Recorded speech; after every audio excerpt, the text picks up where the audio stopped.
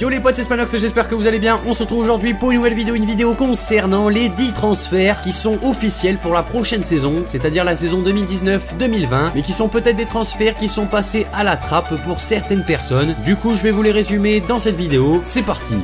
On a premièrement Eder Militao, le défenseur brésilien du FC Porto qui signera la saison prochaine au Real Madrid. En effet, je pense qu'il fait partie des joueurs révélations de cette saison, un plutôt beau parcours avec le FC Porto en Ligue des Champions. Il avait été également sélectionné avec l'équipe du Brésil, c'est un très bon défenseur central. Il avait été convoité par pas mal d'équipes. Finalement, c'est sur le Real Madrid que le joueur aura misé tout son avenir puisqu'il signera un contrat longue durée avec l'équipe merengue. Après, quand on voit toutes les rumeurs qu'il y a par rapport au départ de Varane, on se dit que le Real Madrid a peut-être trouvé la solution. On a ensuite Lucas Hernandez qui est parti de l'Atlético Madrid pour rejoindre le Bayern Munich. On parle d'une somme avoisinant les 80 millions d'euros, ce qui est quand même pas mal. Lucas Hernandez, c'est un excellent défenseur. Il avait pu le montrer lors de la Coupe du Monde avec la France. Il a été vraiment exceptionnel. À la base, étant défenseur central, il avait réussi à s'illustrer au poste de latéral gauche. Je pense qu'il réussira facilement à s'imposer dans la défense du Bayern, probablement en tant que défenseur central. On enchaîne ensuite avec Mounas Dabour, attaquant international israélien qui évolue au Red Bull Salzbourg et qui signera cet été au FC Séville pour 13 millions d'euros. Mounas Dabour, il a été pas mal mis en lumière lors des phases de groupe de l'Europa League en mettant pas mal de buts. Après, c'est vrai que en attaque du FC Séville, il y a pas mal de concurrence. On enchaîne ensuite avec Rodrigo, la pépite brésilienne de Santos qui signera au Real Madrid. On parle d'une somme de 45 millions d'euros. Alors c'est vrai qu'ils ont signé l'été dernier Vinicius Junior, un joueur pétri de talent. On verra si Rodrigo lui a également pas mal de talent. C'est vrai qu'il y a pas mal de pépites brésiliennes qui font le grand saut en Europe. Certaines réussissent, d'autres moins. On a ensuite Aaron Ramsey, le joueur gallois d'Arsenal qui lui signera à la Juventus Turin. En effet, il est en fin de contrat cet été. Du coup, il pourra s'engager avec l'équipe qu'il souhaite. On parlait à un moment du Bayern Munich, mais au final, ce sera la Juventus Turin qui aura raflé la mise pour le milieu de terrain gallois. Ça reste quand même une plutôt belle arrivée. Une autre également plutôt belle arrivée, c'est celle de Héctor Herrera à l'Atlético Madrid, joueur en provenance du FC Porto. Il avait été annoncé la saison dernière à l'Olympique Lyonnais. Finalement, il était resté au FC Porto. C'est un joueur qui viendra étoffer l'effectif du Cholo Simeone l'année prochaine chez les Colchoneros. À savoir qu'il arrivera gratuitement, donc c'est une plutôt belle affaire. Héctor Herrera, c'est un joueur avec énormément de rythme au milieu de terrain. Il est capable de multiplier toutes ses courses, un joueur qui pourra vraiment devenir essentiel dans l'équipe de Diego Simeone. On a ensuite la pépite du Borussia Dortmund, Christian Pulisic, qui signera à Chelsea cet été pour une somme de 54 millions d'euros, ce qui est quand même pas mal. Franchement, il y a peu de clubs, je pense, qui auraient dépensé cette somme-là pour Pulisic, puisque certes, il a du talent, mais pour le moment, il n'a pas réussi à le montrer encore totalement. En tout cas, il deviendra le joueur américain le plus cher du monde. Faudra voir si en première ligue il réussit à s'imposer. Je vous parle ensuite de Timo Werner,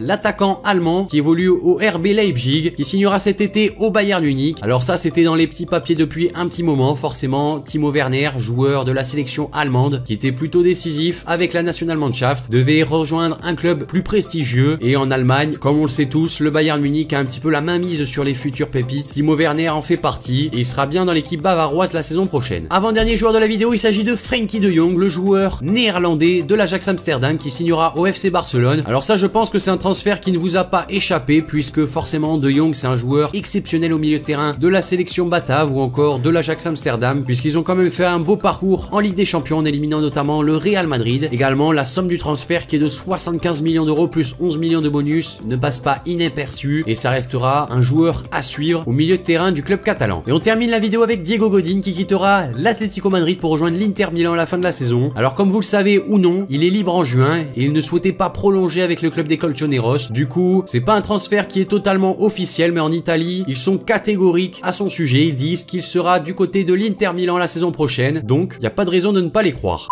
Donc voilà les amis, cette vidéo concernant les 10 transferts officiels que vous ignoriez est maintenant terminée. N'hésitez pas à me dire dans les commentaires ce que vous en avez pensé de cette vidéo. Également, si vous voulez un épisode 2, n'hésitez pas à me le noter dans les commentaires, à lâcher surtout un maximum de likes, ça permettra à la vidéo d'être mieux référencée. Abonnez-vous si c'est pas déjà fait. Moi je vous dis à la prochaine pour une nouvelle vidéo, c'était Spanox. Allez, salut tout le monde.